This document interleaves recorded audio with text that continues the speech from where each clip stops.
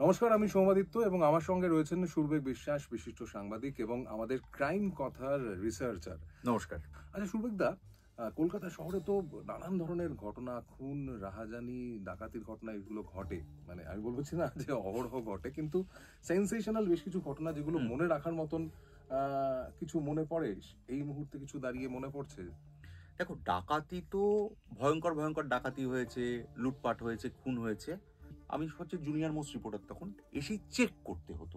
এটা অনেকেই জানে যে চেক করা মানে হচ্ছে বিভিন্ন দাদা কিছু আছে, দাদা কিছু আছে। আমার এক শ্রদ্ধেয় দাদা ছিলেন বটতলা থানায়। তিনি আমাকে বললেন, আমার কাছে কিছু নেই, খোঁজ করে দেখো, সিঁথিতে একটা ঘটনা আছে। তো আমি আর একটা ডাকাতি হয়েছে এরকম বাড়িতে, আমি আর কিচ্ছু করলাম না, আমি চলে গেলাম ওই বাড়িতে। ওই বাড়িতে তার ব্যবসায়ীর 3 কন্যা এবং তার বৃদ্ধা মা।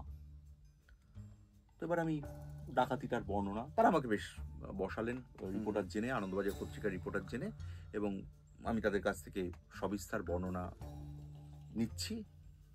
এবার আমি বললাম, কিভাবে ঢুকলো? বলছে হ্যাঁ, ঢুকে প্রথমত কলিং বেল টিপলো। কলিং বেল টিপে কিছুই নেই। 5টা ছেলে এলো, 4-5টা ছেলে এলো, 5 জন বা এরকম ছিল আর কি।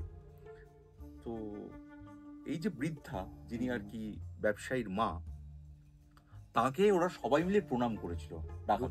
ঢুকেই প্রণাম করেছিল। ঢুকেই প্রণাম করলো। আচ্ছা, হ্যাঁ, বললো, মাসিমা কি খবর? জল খাবো? তোমরা বলছি মাসিমা, বলছি। জল টল খেয়ে তারপর, মাসিমা আমরা ডাকাতি করতে এসেছি। হ্যাঁ, তারপর বললো, ডাকাতি কোনো কিচ্ছু হবে না, কোনো সমস্যা হবে না, আমরা শুধু আপনাদের একটু মুখটা বেঁধে রাখবো আপাতত, যাতে চিৎকার টিৎকার না করেন, কোনো চিন্তা নেই, হাত পা বেঁধে রাখছি, যাওয়ার সময় আর খুলে দিয়ে যাবো। এইরকম ডাকাতি মানে বিনা রক্তপাত এবং কোন রকম জুলুম ছাড়া, কোন রকম হম্বিতম্বিও নেই, মানে ন্যূনতম হম্বিতম্বি নেই। এটা মারাত্মক। আনন্দবাজারে ওটা পেজ 1 অ্যাঙ্কার হয়েছিল। ডাকাতি করে বেরিয়ে চলে গেল, মানে ঢোকার সময় মাসিমাকে প্রণাম, ডাকাতি করে বেরিয়ে যাওয়ার সময় মাসিমাকে প্রণাম।